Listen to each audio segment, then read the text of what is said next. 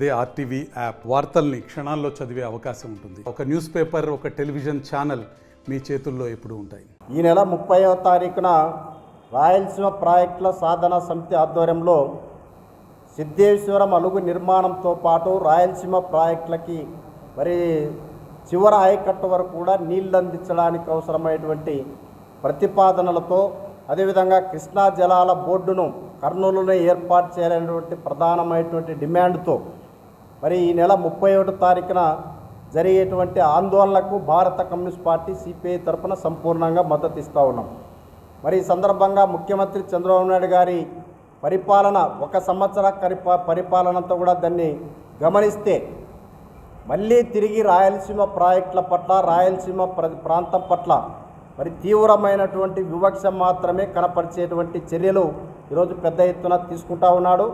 మరి ఆయన ఈ ప్రాజెక్టులకు సంబంధించి ఏమాత్రం మాట్లాడకుండా రాయలసీమ ప్రాంత ప్రజల సమస్యలు మాట్లాడకుండా ఈ ప్రాంతంలో ఉన్నటువంటి వేదవతి అదేవిధంగా గుండ్రేవుల రిజర్వాయర్ అదేవిధంగా ఈ ప్రాంతంలో ఉన్నటువంటి అంద్రినీవా మరి గాలేరు నగరి ప్రాజెక్టు అదేవిధంగా కొట్టుకుపోయినటువంటి రాయలసీమ అన్నమయ్య ప్రాజెక్టు అదేవిధంగా పింఛాం ప్రాజెక్టుల యొక్క వాటిని రిపేర్లు చేయడంలో కానీ మరి గోర్కల్లు రిజర్వాయర్కి సంబంధించినటువంటి ఆ ప్రాజెక్టు భద్రత కానీ కొట్టుకుపోయినటువంటి అలగనూరు గండి పూడ్చేదానికి ఏమాత్రం నిధులు కేటాయించకుండా 80,000 కోట్ల రూపాయలతో పోలవరం నుంచి బనకచర్లకు నేను గోదావరి జలాలను తీసుకుని వచ్చి రాయలసీమ సస్యశ్యామలం చేస్తామని చెప్పడం అనేది ఇది కేవలం ప్రజల్ని మభ్యపెట్టడం తప్ప మరొకటి కాదు.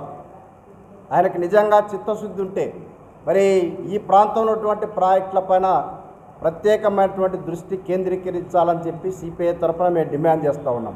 మరి ఇప్పటికే మరి మన ఈ ప్రాంతంలో మరి సాగునీటి ప్రాజెక్టుల వల్ల సాగునీటి 70 సంవత్సరాల భారత స్వాతంత్ర పోరాటంలో కూడా మరి రాయలసీమ వెనుకబాటుకు గురైంది, రాయలసీమకు నిర్లక్ష్యానికి గురైంది. మళ్ళీ తిరిగి ఆయన అభివృద్ధి అంతా కూడా ఒకే చోట కేంద్రీకరించి అభివృద్ధి చేయడానికి అమరావతిలో నిర్మించేటువంటి 40 అంతస్తుల భారీ 7 ఐకాన్ల భవన్లు కూడా అదే రకమైనటువంటి అభివృద్ధి. అదేవిధంగా ఈరోజు మరి ప్రధానంగా రైల్వే విజయవాడలో అవసరం లేని మెట్రో రైలు నిర్మాణం కూడా మరి భారీ కాంట్రాక్టులకు ఉపయోగపడేటువంటి ప్రాజెక్టే తప్ప మరొకటి కాదు. ఇప్పటికే 36,000 ఎకరాలు రాయలసీమలో అమరావతిలో భూమిని సేకరించడం జరిగింది. ఆయన మళ్ళీ 50,000 ఎకరాలని సేకరించడానికి సన్నద్ధమవుతామని చెప్పి మరి చెప్పడం అనేది వెనకబడినటువంటి రాయలసీమ కానీ ఉత్తరాంధ్ర ప్రాంతాలకి మరి పూర్తిగా అన్యాయం చేసేటువంటి ఆ ఆలోచనలను మానుకోవాలని చెప్పేసి ఈ సందర్భంగా డిమాండ్ చేస్తూ ఉన్నాం. పోలవరం ఎత్తును 40 అడుగుల నుంచి 45 అడుగులకు పెంచడం ద్వారా ఆ యొక్క ఆదాయటువంటి నీటిని నింపుకోవడానికి అవసరమైనటువంటి రిజర్వాయర్లు కూడా ఇప్పుడు రాయలసీమలో లేవనేది ఈ సందర్భంగా చంద్రబాబు నాయుడు గమనించాలి. అందుకే ఈ సందర్భంగా ఆలోచనను ప్రతిపాదించి గోదావరి, కృష్ణా అదేవిధంగా పెన్నా నదుల యొక్క అనుసంధానం గురించి ఆలోచన చేయాలని చెప్పి డిమాండ్ చేస్తూ ఉన్నాం. మరి ఈరోజు ఇప్పటికే ఈ ప్రాజెక్టుల యొక్క కాలువలు పూడుకొని పోయాయి, అనేక రిపేర్లు వస్తూ ఉన్నాయి.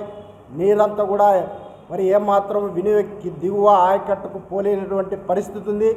వాటిని రిపేర్లు చేయడంలో వచ్చినటువంటి ప్రభుత్వం నుంచి వచ్చినటువంటి ప్రభుత్వ అధికారుల నుంచి వచ్చినటువంటి ప్రతిపాదనలను ఇరిగేషన్ డిపార్ట్మెంట్ వచ్చిన ప్రతిపాదనలను పక్కన పెట్టి మరి పెద్ద బడా కార్పొరేట్ కంపెనీలకి మరి ఉపయోగపడేటువంటి ప్రాజెక్టుల నిర్మాణం కోసం మరి ఈ రకమైనటువంటి చర్యలు చేపడితే రాయలసీమ ప్రాంత ప్రజల్లో కూడా మరొకసారి మరి ఒక ప్రాంతీయ ఉద్యమాలు తలెత్తేటువంటి అవకాశం ఉంది.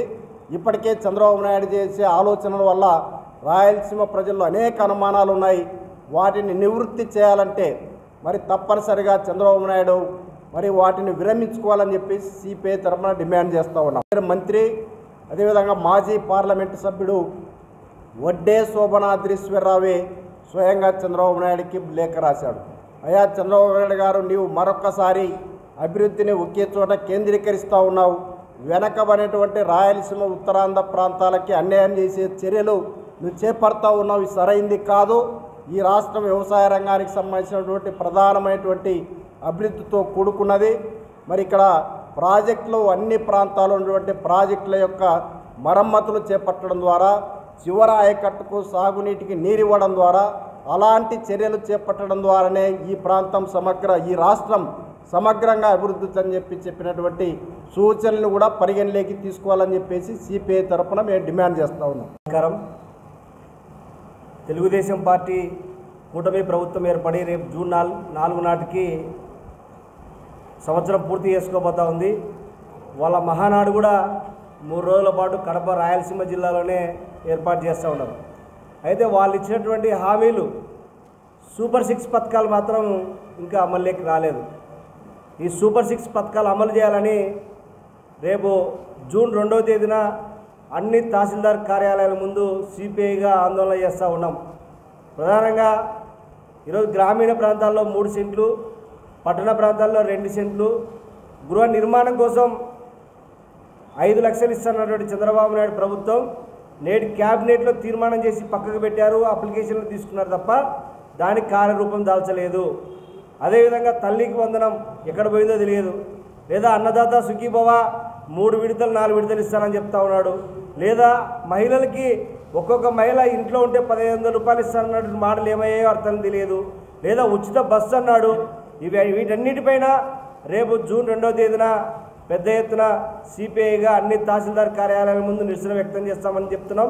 దీని విజయవంతం కోసం నంద్యాలలో సిపిఐ జిల్లా సమితి సమావేశాలు 27, 28, 29 తేదీలో నంద్యాలలో నిర్వహించబోతా ఉన్నాం. నంద్యాల జిల్లాలో ప్రధానంగా ఈ కార్యక్రమాన్ని ప్రభుత్వ అమలు కోసం ఖచ్చితంగా కృషి చేయాలని చెప్పి తెలియజేస్తూ ఉన్నాం. అదేవిధంగా ఇంకొకటి, ఈరోజు ఈ దేశంలో 2026 మార్చి 31 నాటికి ఈ దేశంలో వామపక్ష కమ్యూనిస్టు పార్టీ ఉద్యమాన్ని నాశనం చేయాలని లేదా నక్సలైట్ల పేరుతో హతమారుస్తూ ఉన్నాడు. నిన్ననే కేంద్ర కమిటీ కార్యదర్శి నంబాల కేశవరావు గారిని హత్య చేయడం జరిగింది. ఇది సాక్షాత్తు ప్రభుత్వ హత్య. మావోయిస్టులే ఈరోజు స్పష్టంగా చెప్తా ఉన్నారు, మేము శాంతి చర్చలకు వస్తాం అని వాళ్ళు, మేము గన్నులు వదిలేస్తాం, ప్రభుత్వం మా పేదల సమస్యలు పట్టించుకోవాలని చెప్పేసి వాళ్ళు ప్రకటిస్తూ ఉంటే కేవలం ఒక నరేంద్ర మోడీ ప్రభుత్వం తలహాంకారంతో కమ్యూనిస్టు వామపక్ష ఈ దేశంలో కమ్యూనిస్టుల చరిత్రను తిరగరాయాలనేటువంటి ఏకైక లక్ష్యంతో భయపెట్టాలని గిరిజనులని 10,000 మందిని ఈ 2 నెలల్లో హత్య చేయడం జరిగింది. ఇది ప్రభుత్వ హత్యలుగా చిత్రీకరించాలి. ప్రజల్లో కూడా ఇప్పటికే అనేకమైన టెర్రరిస్టులతోనేమో ఉగ్రవాదులతో దేశం మీద యుద్ధాన్ని మార్చుకుంటాడు. కానీ ప్రభుత్వం ఈ దేశంలో మౌలిక వసతులు, భూమి, నీరు కావాలని, స్వేచ్ఛ కావాలని పోరాటం చేసేటువంటి నక్సలైట్ల మీద నేను ఖచ్చితంగా చేస్తానని చెప్తున్నాడు. కాబట్టి దీన్ని శాంతి చర్చలు జరపాలి, వాళ్ళ నాయకుల్ని కాల్పుల విరమణ చేపట్టాలని చెప్పేసి సిబిఐగా చెప్తున్నాం. చనిపోయినటువంటి నంబాల కేశవరావుతో పాటు మిగతా చనిపోయినటువంటి కుటుంబాలకు కూడా ప్రభుత్వం వెంటనే ఆదుకోవాలని చెప్పేసి డిమాండ్ చేస్తూ ఉన్నాం.